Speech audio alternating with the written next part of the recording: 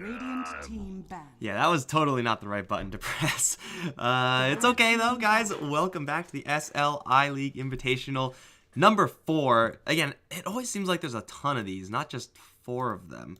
I don't know. Either way, we're going to have the other winner first, the other lower part of the bracket, the winner's match, Sacred, going up against SG Esports here in a best of 3, of course. This is unfortunately going to be the only best of 3 of the day because that's how the schedule worked out. But the winner of this has to go up against Pain Gaming in a best of 5. That one's going to be happening tomorrow at around the same time, give or take. So definitely going to be some stiff competition moving forward. I'm Mike Loris, going to be your caster for this game. And in my haste, I actually did not set up the proper overlay, so I'm going to be doing all of that in the side. It's okay because we're very professional here, and that is definitely not the correct overlay. But quick look at the bans first of all. Sacred, they have done a little bit of experimentation in their previous set. I wasn't incredibly impressed by it. Putting Tech on the safe lane, Benjaz in the off lane. We do have a lot of that off lane hate seen right here, or the 4 position hate rather, for Matthew specifically. I think that's definitely a good way to go, regardless of what the Sacred side are doing.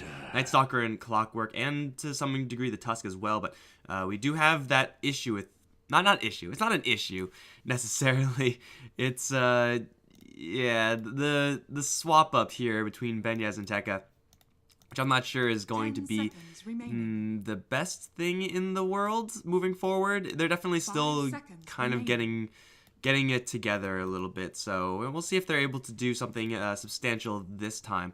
It definitely did seem like yesterday they had some really serious issues with how they were playing, and it just seems like they weren't all on the same page, and that's not how you win a game of Dota. So yeah, we'll see what happens here. It's going to be a Bounty Hunter first pick for the SG Esports side. SG Esports were looking about as solid as you would expect SG Esports to look. They are really, really consistent. I would say probably not the best in the region, but I would say, I mean, just looking at the top 4 from this tournament, like those are the top 4 from the region. Infamous, Pain Gaming, Sacred, SG Esports. Pretty easy, right? So yeah, definitely going to be interesting. It's kind of unfortunate there's no losers bracket. Would have liked to see if Infamous, who got knocked out yesterday, spoiler alert, or the loser of this can claw back, get themselves back into the finals. It's definitely feasible if there was a losers bracket, but there isn't, so I guess it's not going to be happening. All right, let's turn this on. Oh, do we get it right? Oh, we're so smart, guys. It's almost like we've done this before. All right, but Earth Spirit the pick for the Sacred side. And this is something that they actually didn't do in their other games. They just didn't pick up Earth Spirit for Matthew. It's one of his best heroes from what I've seen, and if it's like how you've gotten to this point and how you've gotten this good, you might as well just keep picking it up. There are very few reasons, I would say, in this day and age to not pick up Earth Spirit. He did recently get a little bit of a hit to just a little bit of a nerf in the latest patch. I don't think it was anything really substantial. It was just like a small tweak. What actually was it? Yeah, he got 0.25 seconds removed from his boulder smash. I mean, Earth Spirit has been surviving through like every single freaking nerf throughout the course of human history. So Earth Spirit can definitely deal with 0.25 seconds less disable. I'm sure he'll survive that as well. And when you partner him up with the Shadow Shaman, it doesn't really matter all that much. Like, it only really matters if you're trying to kill off, like, a Puck or one of those, like, or a Storm Spirit or, like, these really, really slippery, really evasive heroes. Then you might need that additional timer. But, like, nowadays, that, like, since everyone has those, like, stun bars over their head, it's, like, it doesn't really matter because you could time it. You don't have to, like, change mentally how you perform. Which I'm sure Matthew has played a couple of games in the in this newest patch. But with the Shadow Shaman, just going to shore up their early game supports. SG Sports doing very much so the same. I believe they did this exact opening in the last time they played. It was Bounty Hunter, Witch Doctor. They ended up with... Did they end up with Tinker, or was that someone else? I don't know, but they ended up slowing their draft down by quite a bit, which is not really like a bad thing. It's just something, kind of these flexibility options you get. Even though Bounty Hunter is really at his best when you're going all in for the snowball, you can afford to have that track gold affect, only a couple of your heroes and then really focus the rest of your heroes, or that last hero who's not affected by the track gold because he's all farming, just have them farm and they will still be getting a lot of gold because they're farming. It typically isn't like the best thing. I think if you're going to pick a bounty hunter, you kind of have to build around bounty hunter fully. Try to enable kills as hard as you possibly can. And also try to make sure that the matchups are actually conducive to a bounty hunter. Now, he's obviously not going to be killing Earth Spirit very easily. Shadow Shaman he can mess with, but by himself, bounty hunter isn't really the type that can actually kill heroes. You do really want to make sure that bounty hunter is able to mess with the cores and the lanes. That's why we see the Puck and the Juggernaut banned out. Two heroes that can just say, screw you, bounty, I'm out of here. And that is just such a bad place to be. Tidehunter is another hero that can kind of do that. Like, you can hit him a couple times, but he'll anchor smash you immediately. Then you don't do any damage, and then he just walks out, and you can't do anything about that. So it's, Sacred picking up, first of all, one of their most comfortable heroes, along with the Earth Spirit. I would say, like, this is Sacred in a nutshell right here. 5 seconds. But also a hero that's very immune to a bounty hunter. SG Esports can, and did they run the Slark? I mean, picking up a Slark up against Tidehunter is great, but you're up against Shadow Shaman, so it's not the best. But yeah, definitely looking for some laner that can actually cut through the Tidehunter. They themselves banning out the Juggernaut, Slark, Jarrow, I would say. Probably the big three there.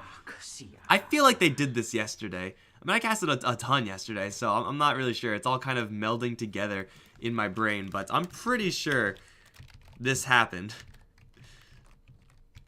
Laposa Darkseer? Yeah, I'm pretty sure this happened. I'm like 90% sure, and it worked, I guess, because they won. So, yeah, there's that. Darkseer is not exactly a mainstay hero. That being said, he is really good when partnered up with Bounty Hunter. If you get any sort of extra AoE, you can definitely pile on in the team fight. It is kind of difficult, though, because you're up against a Tidehunter who's huge AoE Ravage, just kind of ease of execution through his ultimate. Usually means that he will be able to Ravage even if you're trying to combo up something. And that's not exactly an ideal place to be. Also, not an ideal place to be is the fact that Razor's still in the pool. And, I mean, I'll say it every single day until Razor's not picked if I have to. Razor's pretty bad in my opinion. But Razor is aces up against Darkseer because, you know what? That purge effect, he does purge nowadays. It's not really, like, the best part of him. But just being able to zap off a Darkseer Surge or zap off the Ion Shell with the Unstable Current, it feels a little stupid when you do it because it's like, that really shouldn't work. Like, it shouldn't be that powerful, but no, it works. And it makes Darkseer's life absolutely miserable. It's the reason why we see Razor as a strict counterpick, or not a strict counterpick, but a very, very quick counterpick to heroes like Omni Knight, who will just get purged off as well. Sacred aren't going to do that, though. They're going to go for a Lone Druid. And you know what? I'm actually okay with this. It's a hero that is, once again, pretty difficult for Bounty Hunter to deal with. Not the most difficult. Those are really your blinkers, your magic immune heroes, or your just heroes that are just overwhelmingly tanky with armor, like Terrorblade. But Lone Druid is a hero that, going back to what I said about Sacred and their Benjaz Tekka swap, Lone Druid is a hero that Tekka plays. So he could play Tidehunter or Lone Druid, and he's fine with both of them. That's his comfort zone. So Sacred right now are still exactly where they want to be, and SG Esports, yeah, I seem to remember this happening. Did they do this exact same draft? It's pretty damn similar. You know what? Is it actually on any of these tracking sites so I can actually see? Again, I casted like fucking 9 games yesterday, so I'm a little bit off my rocker as far as what happened yesterday. But yeah, what happened here? Was it oh, they also SG Esports just 2-0'd Sacred in ESL Genting. So that also happened. I'm not exactly sure what happened in that game, but yeah, Sacred looking a little bit shaky. But this Slark pick is going to be pretty nice with the Darkseer. He's going to have that really, really good matchup up against that Tidehunter because you can every single time, or generally, ignore or at least mitigate the Anchor Smash minus armor debuff, which is usually not going to be happening from many safe laners. The only bad part is that he's up against 2 really good anti-Slark supports in the Shadow Shaman and the Earth Spirit. Obviously, a quick roll into a Silence. You can sometimes see it as Slark pounce out of the way or put that pact up and then get rid of the last couple seconds of it. For the most part, this is this is SG Esports right now. This is them sliding right into their comfort zone. The Shadow Shaman, of course, has that Hex, which nowadays is not something you could purge off with anything, and Pact is included in anything, so Slark is going to have not a completely free game, but SG Esports are picking almost 100% for their lanes. They want to have their lanes be very powerful, and I think they just picked it up. The Darkseer and Slark in the mid game is going to be really, really good at creating space for this Tinker, who is going to be not really perfectly answered by Sacred. I mean, Queen of Pain is okay at finding Tinker. Matthew, as the Earth Spirit, he's like one of the best heroes at doing it, but actually like getting on top of Tinker and killing Tinker are two different things. And right now, I'm not sure if Sacred have enough to actually isolate and kill off Tinker every single time. And that's in the mid stages. Once the Blink comes up, once the Travels comes up, and he's doing the split push thing. What Sacred do have, though, is the power to really lock him down early on. Tinker is going to have an okay matchup versus the Queen of Pain in a vacuum, but it isn't going to be a vacuum. It's going to be with Matthew and Masoku hanging around that mid lane. So in the game that we saw at SG Esports, ADR, all the games are blending together. I'm sorry, guys. But yeah, they won really quickly, if I remember correctly. I did see ADR play Tinker, and I think he kind of got stomped. It was a really, really difficult game for the Tinkers yesterday. Recovery-wise, it is going to be up to the Slark. And that's the great thing about what SG Esports have going for them right now, is the fact that, you know, their early game isn't completely helpless. They have some decent lane matchups. And if they do fall behind, then just getting like Shadow Blade on Slark, getting the high ground defense as Tinker, and being able to assassinate heroes while keeping your base safe, that's really nice. Now, Sacred will have a lot of base pushing power, and I mean a lot of it. Because with the Lone Druid pickup with the Shadow Shaman, just stick the bear and the wards on the tower, and they're going to be taking objectives like nobody's business. So they are, you know, in a pretty good spot as far as that's concerned. Tinker isn't really a hero that can deal with that type of push either. Like, Tinker's really good at killing off Nature's Prophet push, or like mass amounts of units from like a Beast Master or something like that, but you can laser the bear. You can't do anything versus Serpent Wards except for try to attack them. And as Tinker, if you're sitting there trying to attack Serpent Wards, you're probably going to die. Like, that is the last thing you want to be doing. So, definitely does seem like both sides have quite a few strengths. Sacred's being their push and really their ability to force objectives, and SG's kind of catch-all in their high ground defense. But we'll see who's going to take this game. Again, SG Sports just 2-0 to Sacred if I was looking at that correctly.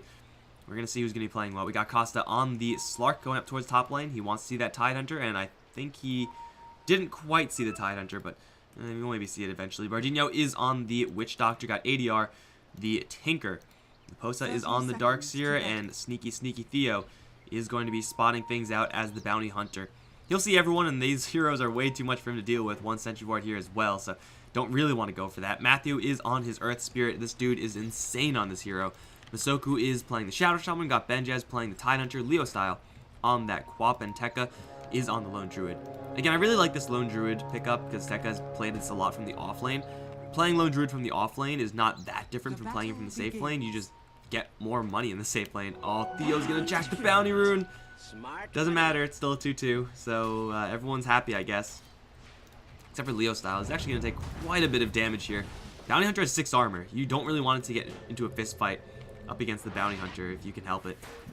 But Theo's going to be on the roam. It's not going to be nearly as influential as the roam from the Earth Spirit and the Shadow Shaman, specifically versus that Tinker. But he'll try to do his best. Not really sure exactly how much he can get done there. Laposa, the Darkseer, is going to be in probably one of the worst matchups for the Darkseer. There aren't really many terrible ones. I guess Razor would be one of them, I guess. But Lone Druid has the luxury of last hitting from a range, and if the bear takes a little bit of Ion Shell damage, it doesn't really matter. And he'll get banged up a little bit. In fact, he's taking quite a bit of Ion Shell damage just from the get-go, but Lone Druid will still be able to summon the bears, and it's not really going to be an incredibly huge cost. This might be a little bit of a cost, though. Bardinho is actually going to cancel the Anchor Smash, but it still won't matter. Masoku sneaks in a right-click, and Costa can't do anything with that 1-point pounce. Fully channeled Shackle with just 2 heroes beating in. And level 1 Slark is a very pathetically weak hero. Level 1 Witch Doctor can poke and prod, but looking at Tidehunter, and now all the roll in onto Costa again. Masoku from the trees just grabs him with the shackles. Matthew takes quite a bit of damage in response, but killing off a Slark again, or this top lane again, this time the Slark. That is a painful lane. That's something also that SG Sports really weren't expecting right now. Killing off a Darkseer with that combo is not easy. It is a lot easier. Like if this happened on the bottom lane, it would be a lot easier to kill off the Darkseer once you get the root on the Spirit Bear. But up until that point, Darkseer is pretty resistant to this type of style. Costa, though, only being a level 1 hero and not nearly as tanky as a hero as Darkseer. Man, I'm just all over the place today. I apologize, guys. Yeah, it is going to mean that they can actually abuse this quite well. And they already have.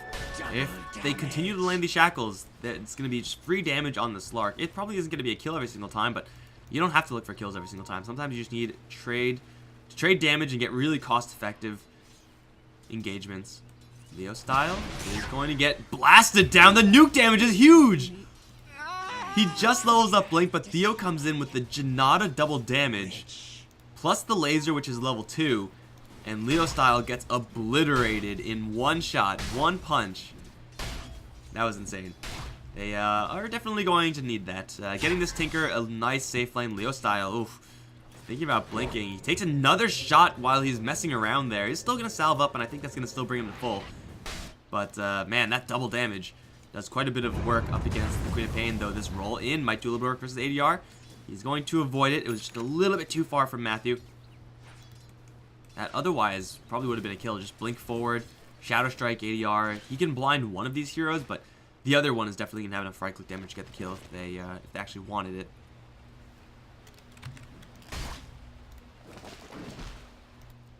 Theo is already doing a little bit better than I expected.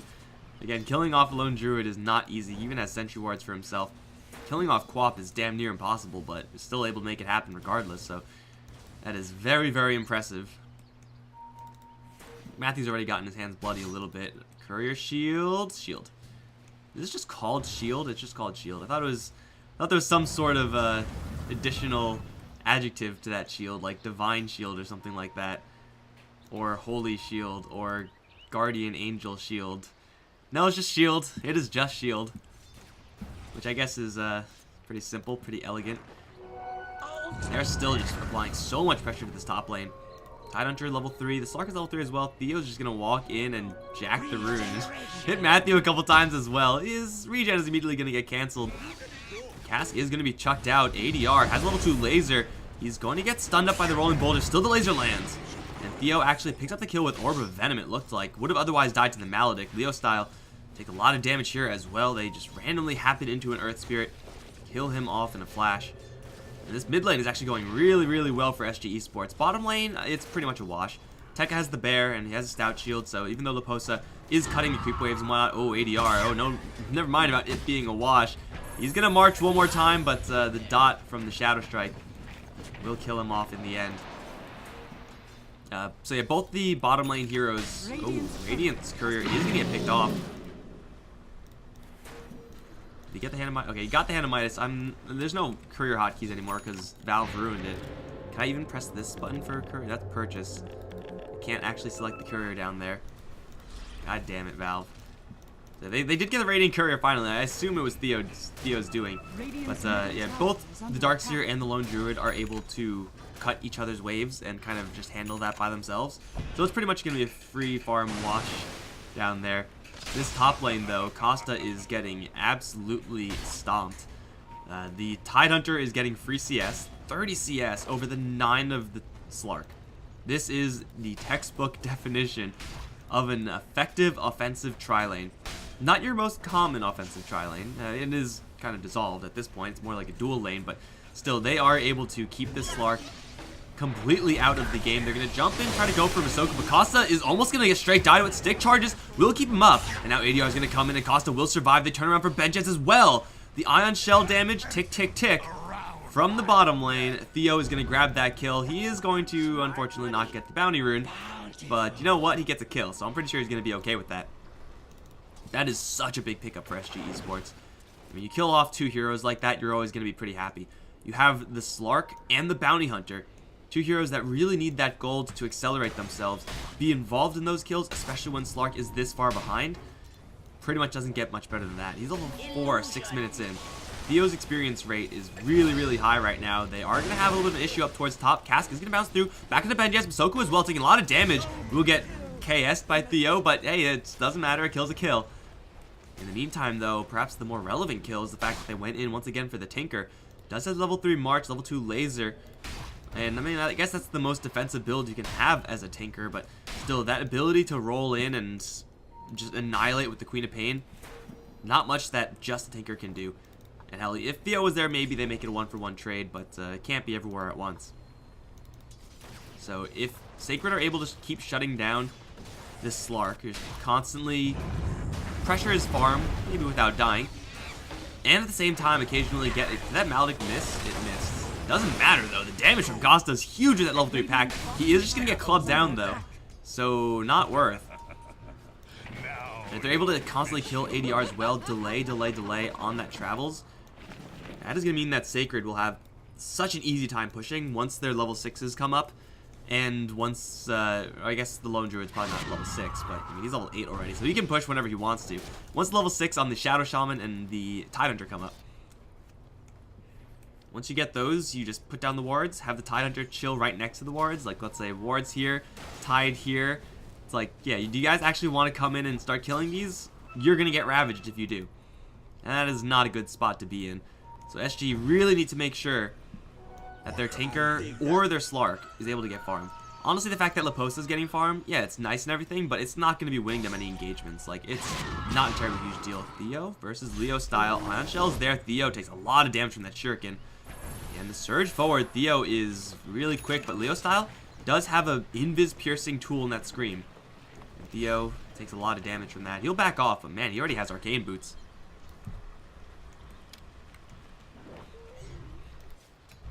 The extra mana might be even a little bit excessive, honestly. You're still going to get it. You're not going to be upset about that. Oh, stun on Costa. He is going to be able to pack out the Ravage. Nerfs maybe showing its face there. They will kill off Matthew. I don't know if an extra 0.25 seconds would have chain stunned the Ravage perfectly, but there's a chance. There's a non-zero chance that it would have. I don't know, guys. I don't know. But using a Ravage to get your hero friend killed off, that is like, that's not what you want, man. That's the worst case scenario usage of Ravage. At least it hit the Slark, but he already has level 6, so this chip damage, this harassment style on this Slark, that's not going to cut it anymore. It just doesn't do anything.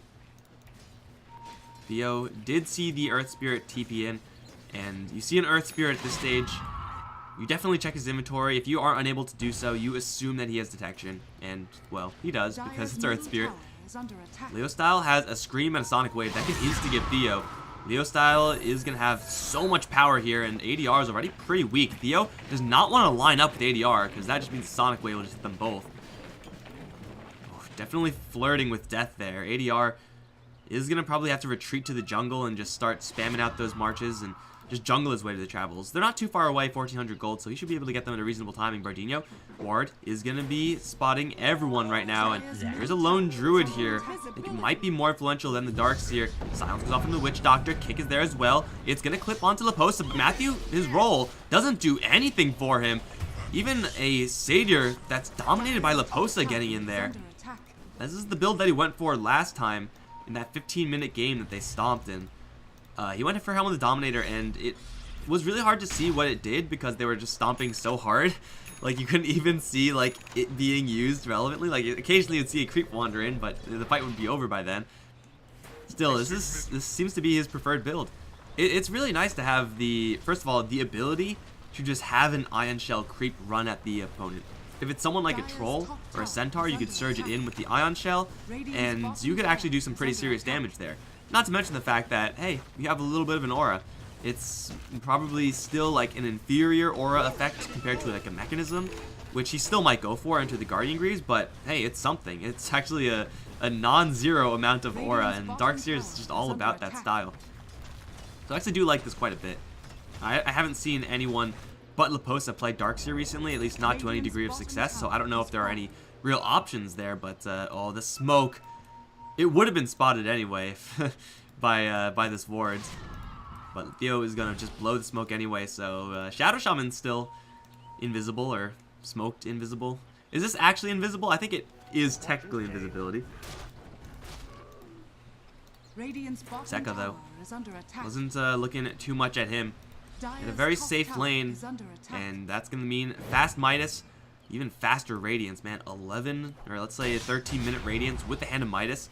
That is a disgusting amount of farm. Not much pressure they can apply to him, and it really has to be the Slark to do the job. Slark isn't able to farm that top lane anymore. He just doesn't have any support. He needs that Shadow Blade if he's going to kill off the lone Druid, and even then, level 2 true form will be up. So he tries to go for that kill. Suddenly his 1300 HP hero gets a little bit fatter. He gets 6 armor, 600 HP. And as Slark, you're already going to struggle to kill off this lone Druid even without that. Like, he's actually really bulky. He has literally nothing but a branch. I guess a talent for that health, but that's about it. Like, he doesn't really have a lot of bulk right now built up in his items, but he's still so danky. This is the entrenchment. This is what Sacred's draft is kind of built to do. Tidehunter on the front lines with a freaking pipe of insight 12 minutes in. Are you kidding me? I don't know if that Serpent Ward usage was necessary, though. Oh, they will find a kick onto 2. Sonic Wave. Gonna be held by Leo Style. Just gonna jump in for the Scream and a couple right clicks with the DD rune. But this pipe is so early. And you guys all know how good pipe is up against a tanker, up against a Darkseer. It will get so much value. Serpent Ward's being used to kill off a tower, and this is pretty much what Sacred are going to look to do every, what is the cooldown? 120 seconds? Yeah, 120 seconds. Just every single time. Tower, tower, tower, tower, tower. And Tinker usually really good at defending that. Will not be able to hold that back, because again, Tinker is probably going to have to get close to the Ravage if he actually wants to hold it. You don't want to do that as a Tinker. If you get Ravaged, you're dead. And March of the Machines doesn't do anything up against, does very little up against the Bear, and the Serpent Wards does nothing too, so this is going to be a really, really long period of time here for Sacred where they will have all the cards, and SG, their only option is really going to be just split push, try to find some snipes. If Costa had a slightly better time, he probably would have close to a Shadow Blade by now, but he is not exactly where he wants to be, therefore his Shadow Blade, or lack thereof, means that he can't go for snipes on these heroes, which would be a really good way at stopping this style. And the Tinker is going to be able to split push somewhat with his travels. He's going to get the Soul Ring, going to get the Blink Dagger, but ADR really does have to be careful. If he gets picked off while he's trying to split push, then I mean, there's absolutely nothing that could stop this. Uh-oh, Bounty Hunter, you don't want to be there. The roll, once again, for Matthew misses. They get one more track out. Wall is up, but they Ravage it instead. And yeah, that's going to be a Bounty Hunter kill. Not exactly what they wanted to do just for a bounty, but to counter that wall play, definitely worth it. They already used the Stomp on the Centaur. Ion Shell will do about nothing up against the pipe, and now here comes the Queen of Pain. Leposa's going to try to surge himself out of there. Masoku doesn't have any mana, and they will try to juke to the south. No stuns in the area, and they will all retreat. Matthew is really far in. The track is going to fade out there. Counter that vacuum wall, which was pretty perfectly placed by the Darkseer. With that Ravage, kills off the Bounty Hunter, gets in this tower. And this is going to be a little bit of a hiccup in the plans of Sacred. I guess they'll get the tower. But they also use the Ravage, and oh, Theo is fine because there's no True Sight. Classic. Costa, is he fine? There is a Radiance here. A lot of damage. Slark just cannot fight up against these two. And by these two, I mean Lone Druid and his Bear. Like, it's just way too much bulk on the main Bear, way too much damage on the Spirit Bear. It's impossible. He needs, well, he needs the Shadow Blade, first of all. He needs a lot more after that.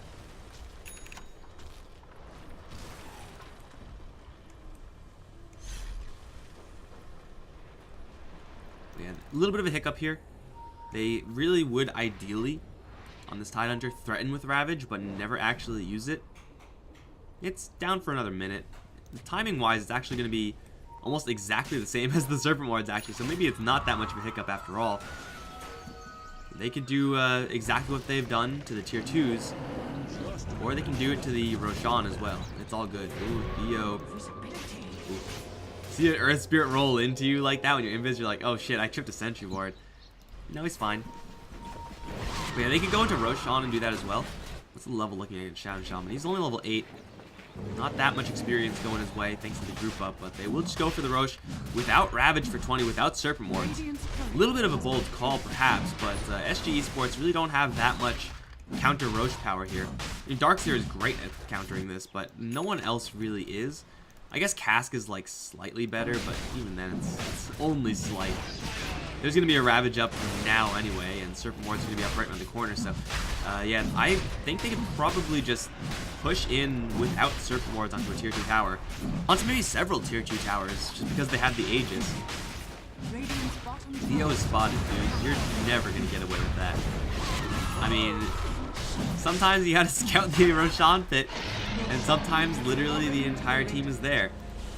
They'll take the Aegis, give it to Tekka, and now move out. They do know where Costa is right now.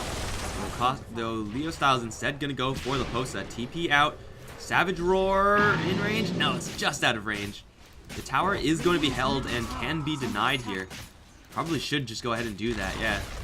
Gonna give a little bit of cash to SG Esports, but definitely not enough cash to be comfortable. Matthew does see the Slark slip by. I'm not sure if he meant to get up there. Maybe he's trying to de-ward something that was there. I think there was an OBS that was placed by Theo to snipe the courier. Smart money. Yeah, now it's time for the really difficult to defend Doom push. This is Sacred at their most powerful point, probably. Like, they'll still get additional items. They'll still be able to scale up. Like, Tyler to get tankier, get Refresher Orb. Queen of Pain is, you know, just going to be doing her magic deal business. Obviously, Lone Druid has a whole bunch of item slots to fill. But for the most part, I'll kill Costa. That's a good start. For the most part, though, this is when they are at their absolute strongest compared to SG Sports. And the way that Sacred lose this is by sitting back and doing nothing. Now, it is really hard to actually push into a tanker. He is in the trees. They have no idea exactly where, though. Tekka's actually going to take a beating from those machines. But the longer that SG can stall, the better off they're going to be. It's all about that stall game. Conversely, for Sacred, it's all about how do we catch this tanker. Part of the reason why we see the Queen of Pain going for that Yule Scepter. Obviously, you do take off the blind, you get yourself some safety up against the Slark. Get out of that mess of illusions. Like, defensively, it's really good. Offensively, though, lets you blink in very confidently and have some way of locking down a tanker to make sure he doesn't get the blink out. This is going to be a really nice pickup here from the Quap once she picks it up. Actually, it's not too far away. It's like 2,600 for Yule Scepter. How much is it exactly? 2,750. Radiant are scanning. Laposa's still pushing. Of course, Tinker's still defending. Radiant's It's bottom Sacred, tower even with is all under this power attack. that they have, and even though they will be getting a lot of farm, the gold lead they have isn't really that impressive. Just breaking a 2k gold lead, actually hovering around 2k. Definitely seems like they should be getting a little more gold here, but a lot of the farm is being concentrated into the Darkseer. Freely able to send Ion Shell after Ion Shell down the wave, and pretty much gets all the CS every single time he does that. This is going to be kind of diminishing returns here. 12k on the Lone Druid is a lot more powerful than the 10k on the Darkseer. This Darkseer, he has all these auras, which is great for the team. But like, if you have all these auras that give percentage-based bonuses and all your teammates are really weak, well, then those auras aren't really going to be doing all that much now, are they? Really need this Slark to keep on surviving, keep on farming. Because this Shadow Blade is already pretty late. This Echo Saber is going to be even later. The Tinker is really low on his farm right now. But now that he has his Blink Dagger, Soul Ring, and Travels, he is able to get right back to where he wants to be farm-wise. It's going to take quite a bit of time. It's not a ton of safe places for him to push out and farm. But all the tools are there for SG. And for Sacred, they have really been stopped cold by this Tinker and his March of the Machine spam. Might be a little more difficult for him moving forward though. Matthew, ooh, kicks. ADR is going to see Matthew there. So I think he can assume that this is warded. Or perhaps this is warded. Either way, he knows that this bottom lane is not safe. I mean, does it look safe? It doesn't really look safe to me. There's a lot of stuff going on down here. It's time to march, but it's time for Sacred to push. They are going to fortify. I think, was there pipe used there as well? I'm not actually sure. It will blind the bear as well. Can't get the demolish damage when you're blinded. Pull back the bear. Try to kill him off. They will get 300 gold for the Witch Doctor. Someone pinged that. Who was that? Was that ADR pinging? Yeah. Classic, what the hell, dude? That was my gold. Tier 2 tower down. They, again, threaten with the Ravage, but they don't use it. And that's the ideal scenario here for Sacred. They want the Ravage there, just in case it's a fight. Serpent Wards are only level 1 still for Masoku. Not able to get a lot of experience in this phase. And the waves are pushing in so fast, and Shadow Shaman normally would love to just jump in there and clean it up, but the Queen of Pain, Tide Hunter, the Lone Druid, like, they will get there faster, and they will clean it up faster. And it's probably better for them to get the farm over the Shadow Shaman, so, you know, level-wise, not going to be super quick pushing into that level 2 for the Shadow Shaman, but you know what's better than nothing? Wow, is that another courier snipe? I wish I could somehow click to see where the courier was. I assume that was the Slark, but I'm not actually sure. That is actually the 3rd courier snipe of this game. Yesterday we saw like 2 courier snipes over 9 games. Insane. Oh, ADR spotted by Benjaz. Does have a Ravage, but he doesn't have any. Oh, he does a backup actually. Leo Style is coming in hot. ADR has a Blink Dagger soon, but with the Scream and the right clicks, he will fall. Leo is coming in along with Costa. They're going to get Benjaz in revenge. Pact is going to get rid of that Anchor Smash and get a very easy kill on his Fishy Brethren. Trading that Tide, though, for the Tinker. It's going to mean that Sacred can push in very confidently with Tekka. Serpent Wards are up once again. Again, I'm not sure if these Serpent Wards are necessary here. Like, just this Lone Druid's bear is so fat that with this Demolish extra bonus damage, like, you don't really need the Serpent Wards as well. I think Sacred can be playing this a little bit more greedily right now. Tekka is going to get maybe jumped by Costa, but not actually sure if that's going to do anything. Well, we'll do nothing because he gets roared away. Yeah, so now it's like another 2-minute timer for their Serpent Wards to be up. They probably could have easily gotten this one as well, just even without the Serpent Wards again. Like, you don't really need Serpent Wards in this game if you're Sacred, because you have such a huge battering ram in the bear. Gem is up on the Slark. They will find Bardino. Silenced, can't get anything off. He does have some heal, but it's not enough. They're going to jump in for the fight. Vacuum Wall connects onto 2. Masoku's going to get caught in, but the Queen of Pain just blinks out. Sonic Wave is on the Slark, and he will Shadow Dance for a little bit more time here. He's going to be able to jump out of there, but Leo Style's there to cut him off.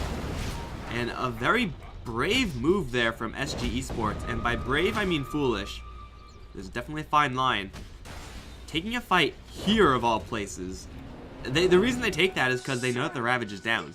The reason they shouldn't take that is because there's no way for Tinker to actually get in there and help out. So you know that you are there with just 4 heroes, or I guess even 3 heroes because you lost your Witch Doctor. So taking a fight 3v5, I'm no expert, I'm no mathematician, but that doesn't seem like the brightest plan. Gonna cost them that Slark, perhaps more importantly, gonna cost them that gem, which I assume someone has. Yeah, there you go, it's on the Queen of Pain.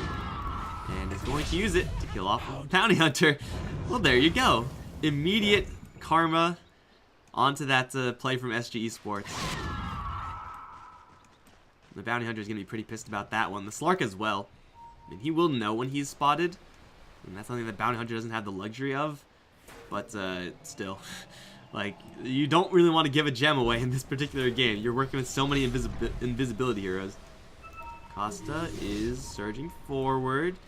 Has Shadow Dance. It's turned off. Tekka is going to get jumped here. Costa doing quite a bit of damage. Pact is going to wear thin, though. And now here's the Ravage. He is Shadow Dancing still, but it will wear off eventually. Now he's hexed up. Cannot pack that off. Vacuum. It's going to delay enough for him to leap out of there. Unfortunately, Laposa. Oh, he's going to be on the run. Body blocked by Tekka. The Radiance is burning. He's getting very far away here. The Lone Druid Bear gets a root. That's all he was waiting for. Missiles are going to start to fly, and they will also shackle up the Possessed Siege Creep from the Darkseer, get the kill, and then be on their way. Theo is going to trip a sentry ward once again. Matthew doesn't have a roll in just yet. He does have the dust though, and Theo is completely spotted, but all these tracked heroes in the area, Theo is going to dodge the kick, but there's no escape here because there's a gem, so like he can't even time out the dust. You can hide. You can run, but you can't hide. Oh geez, I think we should try hiding.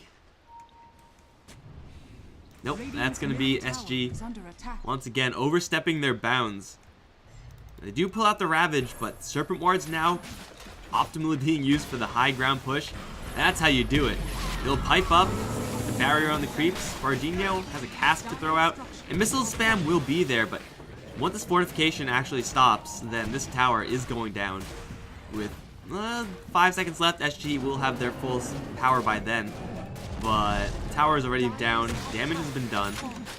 Can they actually make something happen afterward? Darkseer is going to be spotted in the background. Vacuum's Leo style back. Missiles are going to fly, one more salvo, but it's disjointed by the Queen of Pain.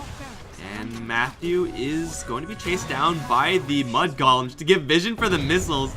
Kicks the Mud Golem back. Oh, they focused down the range racks of the Serpent Wards. Wow, that did a lot of damage. That's level 2 right now. And Bardino was the only one trying to defend that. Everyone else was chasing forward for kills, so that should have just been a tier 3, but it's a tier 3 and a range racks, which isn't like the most influential building in the world, but hey, it's an additional building that's down that Sacred don't have to get later. A little bit more momentum on that top lane, which makes pushing all the more easy. SG are very far behind at this point. Tinker is starting to pick up his farm to some degree, but we can see how little that actually matters. Once this Guardian Greaves and Pipe combos up on Benjaz, this Lone Druid as well, just so tanky. Benjaz is going to get jacked up by like a million invisibility heroes. He's broken as well, so there's no Kraken Shell. He will try for the Ravage, but will drop right beforehand. Big item for Costa to have that Silver Edge, which helps you get those kills all the more quickly. Nothing else you could really break though. This Lone Druid doesn't really have all that much. I don't know if you could you break disables you could break the bear, I guess. That's not bad. Matthew though is gonna jump in. Costa is gonna go straight to the Shadow Dance, and Matthew is tracked up, so he's not escaping this one. He will die to the bouncing shuriken. One from SG actually escape here.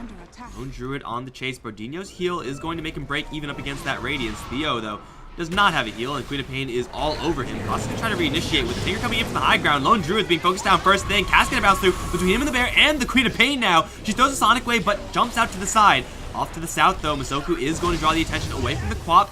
He will die as well though, and suddenly SG get 4 kills for 1. 36 Essence Shift. That's 108 agility. What the hell? And Sacred try a little bit too hard to fight into an area. Again, where normally Tinker can't teleport in easily. But Tinker was actually bouncing in from over here, so it did take him quite a long time to actually get to the fight. But man, he got there.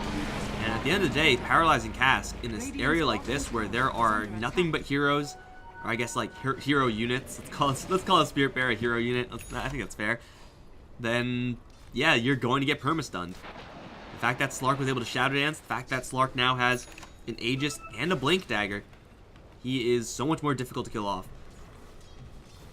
I wonder if, yeah, he's level 20 soon. Pretty sure you get the packed damage to try to burst down these heroes. Pounce Leash, how good is that? I don't actually know. I haven't seen all that many Slarks nowadays. 120 Essence Shift duration is pretty darn good. He's going to jump in for Benjaz, but doesn't break him. It's at the pipe. It's at the mechanism. Those being down, though, if he reinitiates into this area, which he is spotted by a Mud Golem, Benjaz is in a little bit of trouble here. He is broken as well, and look at the damage go. Hex goes off into the Slark. He can't get rid of that, but there's no follow-up there, so ADR is going to push forward with the Aghanim Scepter. Missiles will start flying every which way. They'll blast down Masoku, and now chase for more. This is really dangerous, chasing for more. Savage Roar is there, plus the kick onto 2. Costa's going to Shadow Dance. Theo is going to try to go invis, but still the gems on the Quap. Costa will retreat, costing them again this Bounty Hunter, but getting 2 heroes this time instead of 4. Perhaps not as great as they would really like, but you know what? They're still going to be really happy about that. Does take the Pounce Leash. It's obviously pretty trash up against the Queen of Pain, but Lone Druid and Tidehunter. That's where the value is. And they're feeling themselves right now, SG. It's like the pushers have become the pushies. You can see this farm starting to explode across all these dire cores. Darkseer, every single goddamn aura in the game, with a blink dagger as well. Wonder what you get after this though. He's holding cheese. Soul ring is something that you can very easily replace. Sheep stick, probably just that, or an orchid or something.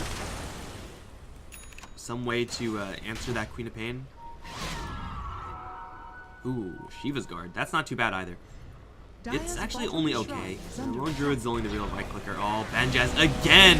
Jacked up in the middle of nowhere. He is going to get the Ravage out, which will connect onto 3 heroes, including that Slark. He needs a bailout right away. He's going to get Sonic Wave, but that's only his first life. Wall goes down. It's going to catch Masoku mostly. And he will drop. Track kill on Masoku. More missiles will fly. I don't think any of these heroes are actually tracked up, though, so they don't have any vision for these missiles. Still trading that Slark's life away for the Shadow Shaman. Whatever. The more important thing is that they traded Slark away for that Ravage. They will lose the Bounty Hunter again. Holy crap, he went for Meteor Hammer. The Madman. Asta is going to jump in, immediately gets used up. Did you find Matthew? Pounce is going to be kicked out of the way? You can do that? Is that possible? What the? I've never seen that before. Tekka now in a little bit of trouble. Bear is blind, as is the main Druid, and he is tanky, but not that tanky. He does have his Aghanim Scepter. This lone Druid's Bear, though, is he in trouble as well? Yeah, move it. Dude. Tekka, please. And now they're going to go for more. The Tidehunter is going to try to TP out in his own base. That's not going to work. I think Sacred just lost this game, guys. I think SG have this in the bag. They're just going to start bulldozing these structures. ADR has all the time in the world to set up. March. Trying to snipe the courier for like the 6th time in this game or something stupid like that. In Leo style, he may have a Sonic Wave, but he doesn't have any backup. They can Hex Costa, but they can't chain stun him enough before he gets out the cheese and then goes Shadow Dance if he needs to. That's Rax on top. 30 seconds left until Sacred are at their full strength right now. Leo style, yeah, he's looking for it, but I mean, you're still going into a pipe Darkseer. So at the end of the day, your magic damage is going to mean very little. Slark, look at all these surges on everyone. With Surge AoE, right? Yeah, it's just a circle AoE. Oh, the Meteor Hammer on the Raxes. That's what's up. I always say Raxes. Screw you guys. It's Barracks is going for the 3rd Rax. Tidehunter's back. 25 seconds though until he has his Ravage up. Posa, get that Surge going, baby. He is going to get it purged off him though.